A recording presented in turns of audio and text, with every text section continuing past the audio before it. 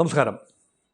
നിയമസഭാ തിരഞ്ഞെടുപ്പിൻ്റെ കേളികൊട്ടുയർന്ന ഈ സാഹചര്യത്തിൽ സർവേകളുടെ വലിയ തിരത്തള്ളലുണ്ടാവും. One of the earliest surveys നടത്തിയിരിക്കുന്നത് ഏഷ്യാനെറ്റാണ്. ദൃശ്യ മാധ്യമരംഗത്തെ, വാർത്താരംഗത്തെ ഏറ്റവും വലിയ താരമൂല്യമുള്ള ചാനൽ എന്ന നിലയിൽ ഏഷ്യാനെറ്റിൻ്റെ വോട്ട് ഓൺ അക്കൗണ്ട് ജില്ലാ അടിസ്ഥാനത്തിൽ കേരളത്തിലെ 14 ജില്ലകളും ഇതിവൃത്തമാക്കി ഓരോ ജില്ലകളിലെയും ട്രെൻഡ് അസസ് ചെയ്തുകൊണ്ടുള്ള ഒരു സീരീസ് ജസ്റ്റ് അവസാനിച്ചിരിക്കുന്നു. അതനുസരിച്ച് പ്രൊജക്റ്റ് ചെയ്തൊരു നമ്പറുണ്ട്. 85 സീറ്റിൽ UDF മേൽക്കൈ. ബാക്കിയുള്ള സീറ്റുകളിൽ 5 സീറ്റിൽ 4-5 സീറ്റുകളിൽ ഒരുപക്ഷെ NDAക്ക് ഒരു മേൽക്കൈ വരാം. പരമാവധി 1 മുതൽ 5 വരെ സീറ്റുകൾ. ബാക്കി സീറ്റുകൾ LDF 54-55 സീറ്റുകൾ LDF എന്ന നിലയിലാണ് ഇപ്പോഴത്തെ ഒരു കണക്ക്. അത് ഏഷ്യാനെറ്റ് പറയുന്ന കണക്കാണ്. സമാനമായ ഒരു ചിത്രമാണ് മലയാള മനോരമ പുറത്തുവിട്ടിരിക്കുന്നത്. കാരണം തദ്ദേശ തിരഞ്ഞെടുപ്പിൻ്റെ അടിസ്ഥാനത്തിൽ വിശകലനം ചെയ്ത് 80 സീറ്റിന് മുകളിൽ ഒരു നമ്പർ, ഒരുപക്ഷെ 80 സമാനമായ നമ്പറാണ് മനോരമ തദ്ദേശ തിരഞ്ഞെടുപ്പിന് ശേഷം, അതായത് കേരളത്തിലെ ഏറ്റവും വലിയ ദിനപത്രമാണ്. അതുപോലെ മനോരമ ചാനൽ ഉൾപ്പെടെയുണ്ട്. ഈ സംയുക്തമായി ചാനലും ദിനപത്രവും എല്ലാം ചേർന്ന് നടത്തുന്ന ഒരു നിഗമനം. കാരണം ഇവരൊക്കെയാണ് പൾസ് മനസ്സിലാക്കുന്നത്. കാരണം നമുക്കറിയാം, ഈ 2 മാധ്യമങ്ങളും LDF അധികാരത്തിൽ തുടരണം എന്ന് ആഗ്രഹിക്കുന്ന മാധ്യമങ്ങളല്ല എന്ന് നമുക്കറിയാം. ഒരുപക്ഷെ കൈരളി ചാനൽ അങ്ങനെ ആഗ്രഹിക്കുന്നു. കാരണം നിലപാടുകളാണ്, അല്ലേ? അങ്ങനെയുള്ള ചില LDFനോട് ഓരം ചേർന്ന് നിൽക്കുന്ന, എന്നാൽ പൂർണ്ണമായി LDF പക്ഷമെന്ന് പറയാനാവില്ല, അങ്ങനെയുള്ള ചാനലുകളുമുണ്ട്. UDFനോട് ചേർന്ന് നിൽക്കുന്ന ചാനലുകളുണ്ട്. ഏഷ്യാനെറ്റ് പൊതുവെ നിഷ്പക്ഷതയുണ്ട്, പക്ഷേ ഒരു പിണറായി വിരുദ്ധത അതിൽ വേണമെങ്കിൽ ആരോപിക്കാം. അങ്ങനെയൊക്കെയാണ് പൊതുവെയുള്ള ചിത്രം. ആ ചിത്രത്തിനിടയിലാണ് നമ്മൾ ഹരിച്ചു ഗുണിച്ച് ഈ നിഗമനങ്ങൾ, സർവേയുടെ റിപ്പോർട്ട്, ജില്ലാ തലത്തിൽ നൽകിയ സർവേ റിപ്പോർട്ട്, അതിൽ മനോരമ പ്രൊജക്റ്റ് ചെയ്യുന്നത് സീറ്റുകൾ മാത്രമല്ല, മുഖ്യമന്ത്രി സ്ഥാനത്തേക്ക് ആരെയാണ് പ്രൊജക്റ്റ് ചെയ്യുന്നത്. അത് മനോരമയുടെ കണ്ടെത്തലനുസരിച്ച് കഴിഞ്ഞ 3 ആഴ്ചകളിൽ നടത്തിയ ഒരു സ്റ്റഡി പ്രോഗ്രാം അനുസരിച്ച് കൂടുതൽ പേരും സെലക്ട് ചെയ്യുന്നത് കോൺഗ്രസ് നേതാവ് VD സതീശൻ്റെ പേരിനാണ് മുൻതൂക്കം. ഒരു 26-27%. അത് 23-27 ഇടയ്ക്ക് ഇങ്ങനെ സ്വിങ് ചെയ്ത് നിൽക്കുകയാണ്. പിണറായി വിജയൻ തൊട്ട് പിന്നിലുണ്ട്. ഇടതുപക്ഷത്ത് പിണറായി തന്നെയാണ് മുഖം. ശൈലജ ടീച്ചറിനെ പ്രൊജക്റ്റ് ചെയ്യാൻ ഒരുപക്ഷെ ആത്യന്തികമായി ശ്രമിക്കുമോ, അത് മറ്റൊരു വിഷയമാണ്. പക്ഷേ ഇപ്പോഴത്തെ നിലയിൽ VD സതീശൻ വേഴ്സസ് പിണറായി വിജയൻ എന്ന നിലയിലാണ് അവിടെയും കാര്യങ്ങൾ. അവിടെ ലേശം തലപ്പൊക്കത്തിൽ നിൽക്കുന്നത് UDF ആണ്, VD സതീശനാണ്. രമേശ് ചെന്നിത്തല ആ രീതിയിൽ ഫിഗർ ചെയ്യുന്നില്ല. കാരണം കൂടുതൽ കോൺഗ്രസ് സപ്പോർട്ടേഴ്സ് അല്ലെങ്കിൽ UDF ജയിച്ചു വരണമെന്ന് കരുതുന്നവർ കൂടുതൽ ഗാൽവനൈസ് ചെയ്യുന്നത് സ്വാഭാവികമായി പ്രതിപക്ഷ നേതാവ് ആരോ, ഇപ്പോൾ പ്രചരണ സമിതിയുടെ അധ്യക്ഷനാണ് രമേശ് ചെന്നിത്തല. ഒരുപക്ഷെ രമേശ് ചെന്നിത്തലയ്ക്കും ഈക്വലി വലിയ തലയെടുപ്പുണ്ട്, പറയാൻ ആവില്ല. അങ്ങനെ നിൽക്കുന്നു. അതുപോലെ ഭരണവിരുദ്ധ വികാരം ഉണ്ട് എന്ന് കൃത്യമായി 2 സർവേയും, ഏഷ്യാനെറ്റിൻ്റെയും മനോരമയുടെയും സർവേകൾ കൃത്യമായി പറയുന്നു. ഭരണവിരുദ്ധ വികാരമുണ്ട്. ഭരണവിരുദ്ധ വികാരം എന്നതിനേക്കാൾ കൂടുതൽ മുഖ്യമന്ത്രി വിരുദ്ധത, പിണറായി വിരുദ്ധത ഉണ്ട്. അത് ഇടതുപക്ഷക്കാർക്കിടയിലും ചെറിയ തോതിലെങ്കിലും അതുണ്ട്. അതേസമയം അവർ പറയാതെ പറഞ്ഞു വെക്കുന്ന മറ്റൊരു ഫാക്ടർ കൂടെ ഉണ്ട്. നിയമസഭാ തിരഞ്ഞെടുപ്പിൽ stature of the candidate is very important. ഇടതുപക്ഷത്തെ MLA-മാർ, ഇപ്പം 99 MLA-മാരുണ്ട്. അവരൊന്നും അനഭിമതരൊന്നുമല്ല. അവരിൽ ചിലരെങ്കിലും കളങ്കിതരായിരിക്കാം. പക്ഷേ അതത് ഇടങ്ങളിൽ ഈ MLA-മാർക്ക് നല്ല പിന്തുണയുണ്ട്. അതായത് ഈ മാർക്സിസ്റ്റ് പാർട്ടി ഒന്ന് തീരുമാനിച്ചു, 2 ടേം കഴിഞ്ഞവർക്ക് മാറി നിൽക്കണം. ഇപ്രാവശ്യം നടപ്പാക്കാൻ ടേം നിബന്ധന നടപ്പാകാൻ സാധ്യത കുറവാണ്. CPI പോലും ഒന്നുകൂടെ ആലോചിച്ചുകൊണ്ടിരിക്കുകയാണ്. 3 ടേം കഴിഞ്ഞാൽ മാറണം, ആകെ 3 ടേം. അതും മാറാൻ സാധ്യതയുണ്ട്. വിജയസാധ്യത ഒരു പ്രത്യേക കാൻഡിഡേറ്റിനാണ് എങ്കിൽ വൈ നോട്ട്? ജയിക്കുക എന്നതാണ്, എന്ത് വില കൊടുത്തും ജയിക്കുക എന്നതാണ്, അല്ലാതെ ഒരു ആദർശം പുലർത്തുക എന്നതല്ല. തിരഞ്ഞെടുപ്പാണ്, അത് വിജയം മാത്രമാണ് പ്രധാനം. അത് UDFനും LDFനും വിജയത്തിൽ കവിഞ്ഞ മറ്റൊന്നും തന്നെയില്ല. ഇതെല്ലാം പശ്ചാത്തലത്തിൽ വെച്ചുകൊണ്ടാണ്, BJPയും കൂടെ പരിഗണിച്ചുകൊണ്ടാണ് ഇതിരിക്കുന്നത്. ആദ്യം BJPയുടെ ഒരു ചെറിയ പരിമിതമായ ഒരു തോതിലേക്ക് വരാം. കാരണം BJPക്ക് ഈ സർവേകൾ പറയുന്നത് തിരുവനന്തപുരം ജില്ലയിൽ 1 സീറ്റ്, ഏഷ്യൻ സർവേയാണ്, നിയമമായിരിക്കാം, നമുക്ക് വായിച്ചെടുക്കാം. എൻ്റെ അഭിപ്രായത്തിൽ 3 മണ്ഡലങ്ങളിലെങ്കിലും പൊടിപാറുന്ന പോരാട്ടമാണ്. വട്ടിയൂർക്കാവിലും ദേമത്തിലും അതുപോലെ കഴക്കൂട്ടത്തും പൊടിപാറുന്ന പോരാട്ടമായിരിക്കും. അത് തീർച്ചയായും അങ്ങനെയാണ്, എങ്ങനെയും തിരിയാം. അതുമാത്രമല്ല, മോദിയുടെ ഒരു കടന്നുവരവുണ്ട്. ഈ ഒരാഴ്ചക്കുള്ളിൽ മാർച്ച് 1-ാം തീയതി 2-ാം തീയതിയോ മോദി കേരളത്തിലെത്തും. വലിയ ഒരു സമ്മാനപ്പൊതിയുമായി. കഴിഞ്ഞ 2 പ്രാവശ്യവും നിരാശപ്പെടുത്തി, കേന്ദ്ര ബഡ്ജറ്റ് നിരാശപ്പെടുത്തി, വല്ലാതെ നിരാശപ്പെടുത്തി. ആമമുട്ട എന്നൊക്കെ പറഞ്ഞുകൊണ്ട് നമ്മൾ ഏറെ പരിഹസിച്ചതുമാണ്. അതുപോലെ മോദിയുടെ തിരുവനന്തപുരത്ത് താണു വണങ്ങി നരേന്ദ്രമോദിജി തിരുവനന്തപുരത്തെ സംവിധായകരെ, തിരുവനന്തപുരത്തെ BJPയുടെ അണികളെ അതുകൊണ്ട് എന്ത് കാര്യം തണുവണങ്ങുക എന്നതല്ല, എന്താണ് തിരുവനന്തപുരത്തിന് ലഭിക്കുക. തിരുവനന്തപുരത്തിന് പുതിയ പാക്കേജ് വല്ലതും ലഭിച്ചാൽ പെരുമാറ്റച്ചട്ടം ഒരു മാർച്ച് ആദ്യ ആഴ്ച തന്നെ ഉണ്ടാവും. അതിന് മുൻപ് വൻപൻ പ്രഖ്യാപനം, സമ്മാന പെരുമഴ ഉണ്ടായാൽ ഈ ചിത്രമൊക്കെ അങ്ങ് മാറും. തിരുവനന്തപുരത്ത് വലിയ ജൈവികമായ വളർച്ച തന്നെയാണ് BJP ഉള്ളത്. അപ്പോൾ അത് മാറും. പക്ഷേ ഏഷ്യാനെറ്റ് ഇപ്പോൾ പറയുന്നത് ഒരു സീറ്റ്, ചിലപ്പോൾ അതും ഉണ്ടാവില്ല, അത് നിയമം പോലും ഉണ്ടാവില്ല എന്നും പറയുന്നുണ്ട്. അതെങ്ങനെ പറയാൻ സാധിക്കും? ഏഷ്യാനെറ്റിൻ്റെ ചുമതലയുള്ള ആളാണ് രാജീവ് ചന്ദ്രശേഖർ. അദ്ദേഹത്തിൻ്റെ നിയമം സീറ്റ് ഒരുപക്ഷെ തുലാസിലാണ് എന്ന് ഏഷ്യാനെറ്റ് എങ്ങനെ പറയാൻ സാധിക്കുമെന്ന് മറ്റൊരു ചോദ്യമാണ്. ഏഷ്യാനെറ്റ് അല്ലല്ലോ ഇത് പറഞ്ഞത്, ഇത് സർവേയുടെ റിപ്പോർട്ടല്ലേ. അപ്പോൾ അതിൻ്റെ വ്യക്തിപരമായ പരാമർശങ്ങൾ അതിലുണ്ടാവേണ്ട കാര്യവുമില്ല. ഇവിടെ ചിത്രം എന്താണ്? യഥാർത്ഥ ചിത്രം ഞാൻ വളരെ വളരെ ബ്രീഫായിട്ട് ജില്ലാ തലത്തിലേക്ക് പോകും. 14 ജില്ലകൾ, അതുകൊണ്ട് ലേശം ദൈർഘ്യമുണ്ടെങ്കിലും പ്രേക്ഷകർ ഒന്ന് ശ്രദ്ധിച്ചാൽ നന്നാകുമെന്ന ആഗ്രഹമുണ്ട്. തിരുവനന്തപുരത്ത് 14 സീറ്റുകൾ. ഈ 14 സീറ്റിൽ മഹാഭൂരിപക്ഷം സീറ്റുകൾ LDF ലഭിക്കുമെന്ന് തന്നെയാണ്. തിരുവനന്തപുരം സിറ്റിക്ക് പുറത്തുള്ള മിക്ക സീറ്റുകളും LDF തന്നെ, കോവളം ഒഴികെയുള്ള മിക്ക സീറ്റുകളും LDF തന്നെയാണ്. ഒരുപക്ഷെ അരുവിക്കര സീറ്റിൽ ഏതെങ്കിലും സാധ്യത കോൺഗ്രസിനുണ്ടെങ്കിൽ, അല്ലെങ്കിൽ ഏതെങ്കിലും മറ്റൊരു സീറ്റിൽ, പരമാവധി 3 സീറ്റ് വരെയാണ് UDF പറയുന്നത് തിരുവനന്തപുരത്ത്. അപ്പോൾ വലിയ പ്രതീക്ഷയില്ല എന്നർത്ഥം. LDF തന്നെയാണ്. ഒരുപക്ഷെ ഏറ്റവും അനുകൂല സാഹചര്യത്തിൽ 2-3 സീറ്റുകൾ BJP ലഭിക്കാം. ഒന്നാണ് ഏഷ്യാനെറ്റ് പറയുന്ന കണക്ക്. അപ്പോൾ ഇതൊരു തിരുവനന്തപുരത്തെ LDF ജില്ലയായിട്ട് തന്നെയാണ് സർവേയിലും കാണുന്നത്. അതിൽ കാര്യമായ മാറ്റമുണ്ടാകുമെന്ന് കരുതാനാവില്ല. പഞ്ചായത്ത് തിരഞ്ഞെടുപ്പിൽ, തദ്ദേശ തിരഞ്ഞെടുപ്പിൽ UDF നല്ല പ്രകടനം കാഴ്ചവെച്ചു. എങ്കിലും ജില്ലാ പഞ്ചായത്ത് LDF പോയി.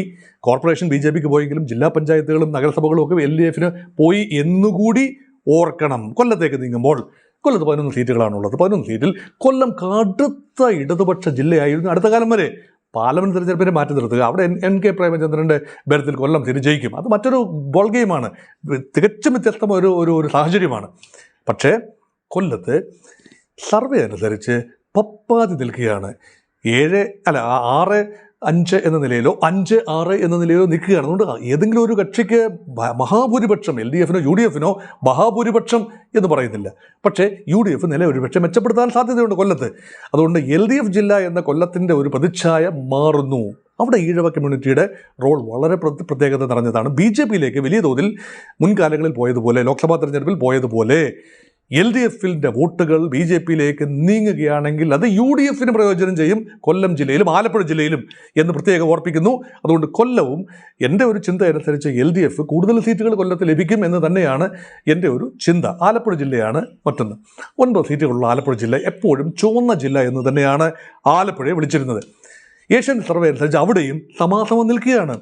UDF ഒരുപക്ഷെ 5, LDF 4, അല്ലെങ്കിൽ UDF 4, LDF 5. ആ രീതിയിലാണ് പറയുന്നത്. അവിടെയും LDF അണികൾ വളരെ സുസജ്ജരാണ്. പക്ഷേ ആലപ്പുഴയിൽ ഒരു ബാക്ക്ലാഷ് ഇപ്രാവശ്യം ഉണ്ടായാൽ അത്ഭുതപ്പെടാനില്ല. പക്ഷേ ഏകപക്ഷീയമായ ഒരു തേരോട്ടം UDF LDF ആലപ്പുഴ ജില്ലയിലും ഉണ്ടാകുന്നില്ല. അവിടെയും ഏതാണ്ട് കൊല്ലത്തിന് സമാനമായ ഒരു സാഹചര്യത്തിലാണ് ആലപ്പുഴ ജില്ലയിൽ നിൽക്കുന്നത്. സമുന്നതരായ G. സുധാകരൻ ഉൾപ്പെടെയുള്ള ആളുകൾ LDF സ്ഥാനാർത്ഥികളെ ഒരുപക്ഷെ വന്നേക്കാം. അത്ഭുതകരമായ മാറ്റം വന്നാൽ ഒരുപക്ഷെ ആലപ്പുഴയിൽ LDF കൂടുതൽ പിടിമുറുക്കാൻ സാധിക്കും. UDF പ്രതീക്ഷ കൊല്ലം ജില്ലയിൽ ഉൾപ്പെടെ ഈ കൊട്ടാരക്കര സീറ്റിലൊക്കെ ആയിഷ പോറ്റിയെ UDF മത്സരിക്കുമ്പോൾ ഉണ്ടാകുന്ന ഒപ്റ്റിക്സാണ്. ആ ഒരു ഒപ്റ്റിക്സിൻ്റെ ബലമാണ്. ഒരുപക്ഷെ വിജയിക്കാൻ സാധിക്കുമോ എന്നറിയില്ല. പക്ഷേ UDF leaving no stone unturned. UDF did a very good job. VD സതീശൻ്റെ യാത്ര തെക്കോട്ട് സഞ്ചരിക്കുന്നതേ ഉള്ളൂ. വടക്കൻ കേരളത്തിൽ ലഭിക്കുന്ന ഒരു സ്വീകരണം ഒരു സൂചനയാണെങ്കിൽ തെക്കോട്ട് സമാനമായ സ്വീകരണം ലഭിക്കുമോ എന്നറിഞ്ഞെങ്കിലേ ഒരു ഫൈനൽ ഒരു ചിത്രം വ്യക്തമാകൂ എന്നുകൂടി ഓർപ്പിക്കുന്നു. പിന്നുള്ള മധ്യ തിരുവിതാംകൂറിലെ 2 ജില്ലകളാണ്. അത് പത്തനംതിട്ട ജില്ലയും കോട്ടയം ജില്ലയും. കോട്ടയം ജില്ലയിൽ 9 സീറ്റ്, പത്തനംതിട്ട ജില്ലയിൽ 5 സീറ്റ്. നിയമസഭാ തെരഞ്ഞെടുപ്പിൽ നിർണായകമായി UDF കണ്ണുവയ്ക്കുന്ന മേഖലയാണ് ഇത്. കേരള കോൺഗ്രസുകളുടെ തട്ടകം കൂടിയാണ്.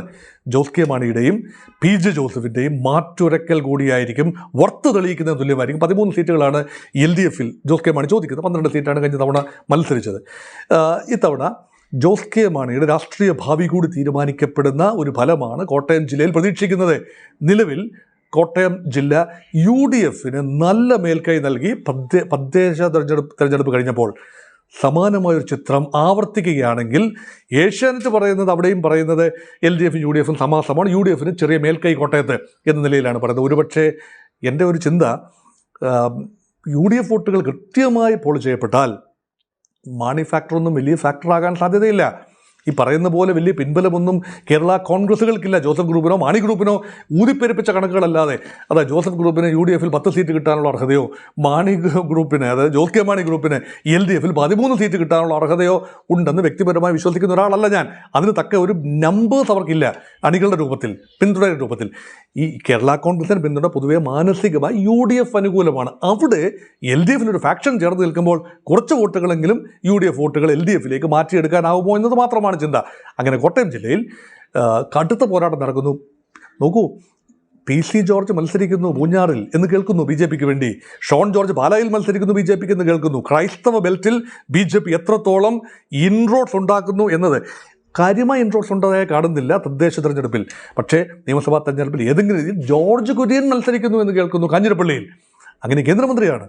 അപ്പോൾ ആ രീതിയിൽ BJP വലിയ പ്രതീക്ഷ വയ്ക്കുന്നു കോട്ടയം ജില്ലയിൽ. പക്ഷേ അതിന് തക്ക ഒരു പ്രകടനം BJPയിൽ നിന്നുണ്ടാകുന്നു എന്ന് കരുതാനും ആവില്ല. കോട്ടയത്ത് പത്തനംതിട്ടയിൽ 5 സീറ്റിലും കോന്നി ഒഴിച്ചുള്ള മറ്റ് 4 സീറ്റിലും ഒരുപക്ഷെ UDFന് വിജയപ്രതീക്ഷയുണ്ട്. 3 സീറ്റ് ലഭിക്കുമെന്നാണ് ഏഷ്യാനെറ്റിൻ്റെ കണക്ക്. പക്ഷേ അത് കഴിഞ്ഞ തവണ 5 സീറ്റും LDFനാണ്. എക്കാലത്തും പത്തനംതിട്ട ജില്ല UDFൻ്റെ കേന്ദ്രമായിരുന്നു. പക്ഷേ കോൺഗ്രസ്സുകാരുടെ തമ്മിൽ തല്ലിൽ പൂർതി മുട്ടി. ഒരു നാഴി മറ്റൊരു നാഴിയിൽ ഇറങ്ങില്ല പത്തനംതിട്ട ജില്ലയിൽ. കോൺഗ്രസിൽ വലിയ വലിയ നേതാക്കളുണ്ട്. പക്ഷേ ഈ നേതാക്കളൊക്കെ പലപ്പോഴും കോൺഗ്രസിന് അവിടെ ഒരു ബാധ്യതയാകുന്ന കാഴ്ചയാണ് പത്തനംതിട്ട ജില്ലയിൽ കാണുന്നത്. മാത്രമല്ല ഘടകകക്ഷികൾ മത്സരിക്കുന്ന സീറ്റുകൾ അത് കോൺഗ്രസ് ഏറ്റെടുത്താൽ ഒരു പക്ഷേ മെച്ചമാകും എന്ന് ചിന്തിക്കുന്നവരുണ്ട്. അതുകൊണ്ട് ഘടകകക്ഷികൾ, ഉദാഹരണത്തിന് കേരള കോൺഗ്രസ് ജോസഫ് ഗ്രൂപ്പ് 10 സീറ്റിൽ മത്സരിക്കണമെന്നാണ് പറയുന്നത്. ഒരു പക്ഷേ സീറ്റ് ചർച്ചകൾ ഒരു പരുവത്തിനാകുമ്പോൾ 8 സീറ്റിൽ പരിമിതപ്പെട്ടേക്കാം.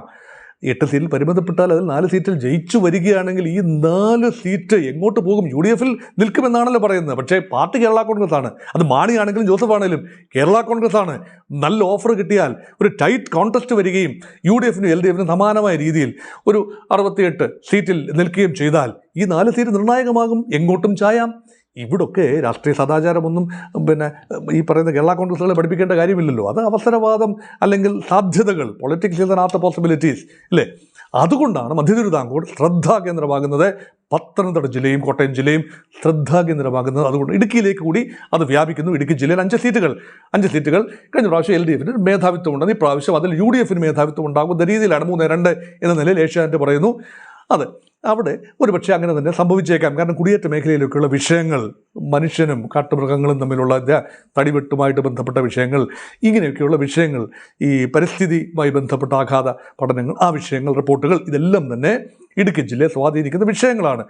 UDFന് അവിടെയും ഒരു മേൽക്കൈ, ഈ മധ്യതിരുവിതാംകൂറിൻ്റെ എക്സ്റ്റൻഷനാണല്ലോ ഇടുക്കി എന്ന് പറയുന്നത്, അവിടെയും മേൽക്കൈ ഒരു പക്ഷേ. അതുകൊണ്ട് പത്തനംതിട്ട, കോട്ടയം, ഇടുക്കി ഒരു പാക്കേജായി എടുത്തുകൊണ്ട് കോൺഗ്രസിനും UDFനും അവിടെ ഒരു മേൽക്കൈ ഉണ്ടാകാം.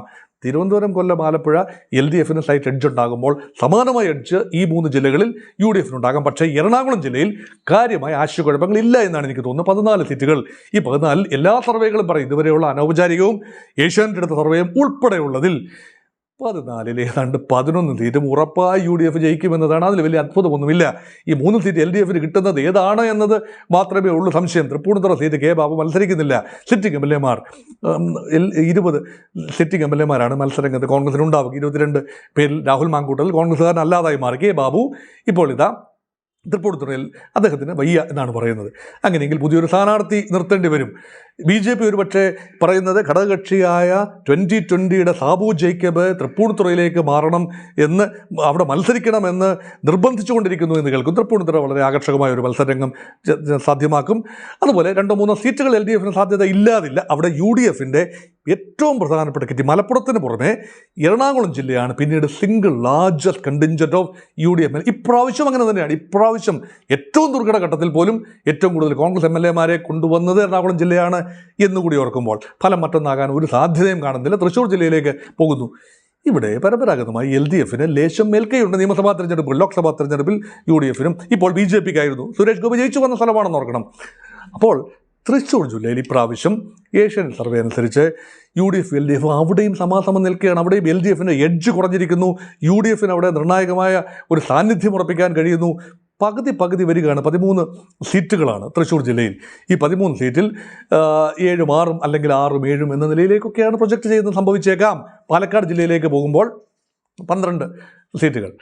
അപ്പം ഈ 12 സീറ്റുകളിൽ എങ്ങനെയാണ് വരിക എന്ന് ചുവന്ന ജില്ലയാണ്. പാലക്കാട് ജില്ലയിൽ വലിയ അത്ഭുതങ്ങളൊന്നും വരാനില്ല. ഏതാനും സീറ്റുകൾ പാലക്കാട് ഒരുപക്ഷെ BJP കൂടെ സാധ്യതയുള്ള സീറ്റാണ് ഈ സർവേയിൽ. ഒരുപക്ഷെ സീറ്റ് നല്ലൊരു സ്ഥാനാർത്ഥിയാണ് മത്സരിക്കുന്നതെങ്കിൽ ഒരുപക്ഷെ ശോഭാ സുരേന്ദ്രൻ ആയിരിക്കാം. കടുത്ത പോരാട്ടമായിരിക്കും. ഒരുപക്ഷെ വിജയസാധ്യതയും ഉണ്ടായേക്കാം. അത് മറച്ചു വെക്കാനാവില്ല. വേറൊരു സീറ്റിലും ഒരുപക്ഷെ ശിവൻ മത്സരിക്കുന്നു തൊട്ടടുത്ത മണ്ഡലത്തിൽ. അവിടെയും വിജയസാധ്യതയൊന്നും ഇല്ല എങ്കിൽ പോലും 2ാം സ്ഥാനത്ത് വരാനുള്ള സാധ്യതയുണ്ട്. പക്ഷേ പൊതുവേ UDF LDF പോരാട്ടമാണ് അവിടെ നടക്കുന്നത്. LDFന് മേൽക്കൈ ഉണ്ട് എന്ന് എല്ലാ സർവേകളും പറയുന്നു. ശരിയാകാൻ തന്നെയാണ് സാധ്യത. മലപ്പുറത്ത് പ്രവചനത്തിനൊന്നും ആരുമില്ല. അത് മുസ്ലിം ലീഗിൻ്റെ ജില്ലയാണ്.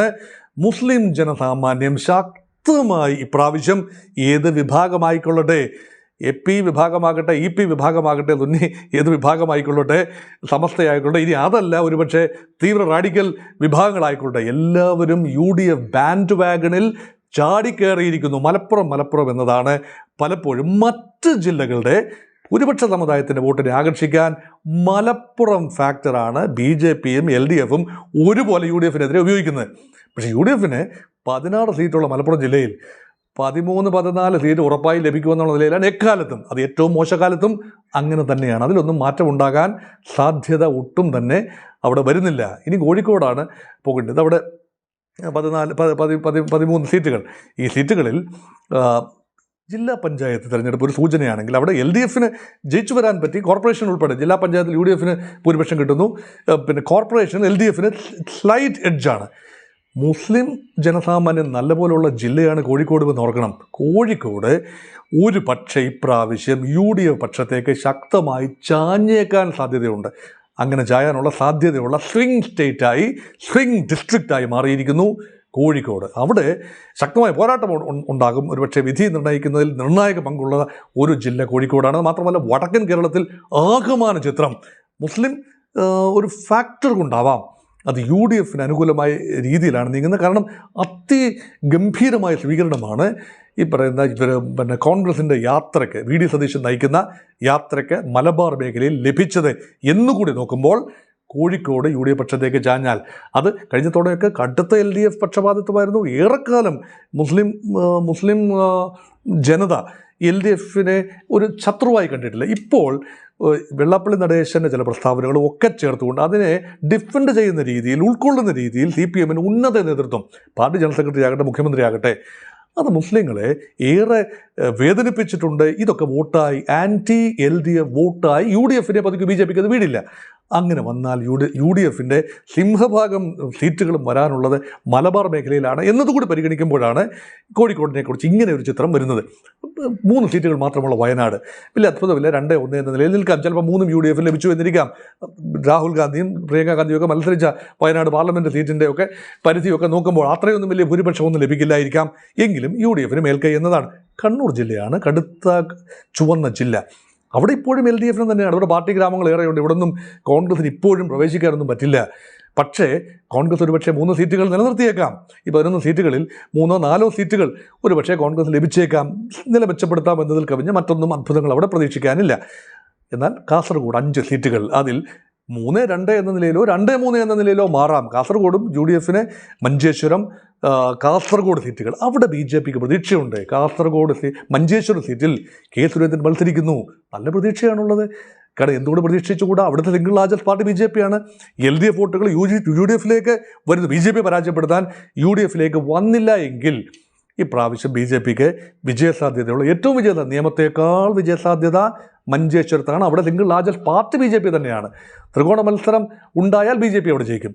അതേസമയം UDF സംവിധാനം നന്നായിട്ട് പ്രവർത്തിക്കുകയും LDFിൻ്റെ വോട്ടുകൾ മരവിപ്പിക്കപ്പെടുകയും അത് നല്ല പങ്ക് UDFിലേക്ക് കുറേയൊക്കെ വരികയും ചെയ്താൽ പതിവ് പോലെ തന്നെ BJP പരാജയപ്പെടുത്തിക്കൊണ്ട് UDFിനോട് ജയിക്കാൻ കഴിയും. കാസർഗോഡും അങ്ങനെ തന്നെയാണ് സാഹചര്യം. മറ്റ് 3 മണ്ഡലങ്ങൾ LDFിൻ്റെ മണ്ഡലങ്ങളാണ്. ഉദുമ മാത്രമാണ് പിന്നീട് UDFിന് ഒരു ഫൈറ്റിംഗ് ചാൻസ് ഉള്ള മണ്ഡലം ഉദുമ മാത്രമാണ്. മറ്റൊക്കെ തൃക്കരിപ്പൂറും കല്യാശ്ശേരിയൊക്കെ LDFിൻ്റെ കട്ട മണ്ഡലങ്ങളാണ്. ഇങ്ങനെ നോക്കുമ്പോൾ 85 സീറ്റുകൾ UDFിന് എന്ന ഏഷ്യാനെറ്റിൻ്റെ പ്രവചനം അസ്ഥാനത്താകുമെന്ന പ്രതീക്ഷയൊന്നുമില്ല. പക്ഷേ ഏഷ്യാനെറ്റ് പറയുന്ന അതേ പ്രൊപ്പോഷനിലാകണമെന്നില്ല ഒരുപക്ഷെ അന്തിമ കണക്കുകൾ.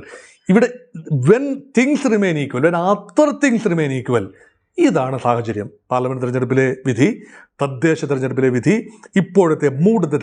അതുമാത്രമല്ല വിവാദ വിഷയങ്ങൾ, ശബരിമലയിലെ 3 വിഷയങ്ങൾ, സ്വർണ്ണപ്പാളി വിഷയം, ആചാര സംരക്ഷണ വിഷയം, അതുപോലെ ശബരിമല ആഗോള സംഗമം, അയ്യപ്പ സംഗമവുമായി ബന്ധപ്പെട്ട അഴിമതി, ഇത് മൂന്നും LDFനെ വല്ലാതെ തിരിച്ചടിക്കുന്നുണ്ട്. അത് മാത്രമല്ല ഈ SIR ഒക്കെ ഏതെങ്കിലും രീതിയിൽ LDFന് അനുകൂലമായി വരുമോ? വോട്ട് ചേർത്തതും വോട്ട് വെട്ടിയതുമായി ഫോം 7ൻ്റെയും ഫോം 6ൻ്റെയും ഫോം 8ൻ്റെയും ഉപയോഗം ഏത് രീതിയിലാണ് ആത്യന്തികമായി റിഫ്ലക്റ്റ് ചെയ്യുന്നത് എന്നറിയില്ല. കാരണം കേരളത്തിലാകമാനം ഏതാണ്ട് 9 ലക്ഷത്തോളം വോട്ടുകളാണ് വെട്ടിപ്പോയിരിക്കുന്നത്. തിരുവനന്തപുരം ജില്ലയിൽ മാത്രമായി, തിരുവനന്തപുരം നഗരകേന്ദ്രത്തിൽ മാത്രമായി 1.5 ലക്ഷത്തിൽ കൂടുതൽ വോട്ടുകൾ വെട്ടിപ്പോയിട്ടുണ്ട് എന്ന് നോക്കുമ്പോൾ അത് ഏത് പാർട്ടിയാണ് ബാധിക്കുക എന്നത് മാത്രമാണ് പ്രധാനപ്പെട്ട ആകാംക്ഷ. അല്ല എങ്കിൽ it is advantage UDF.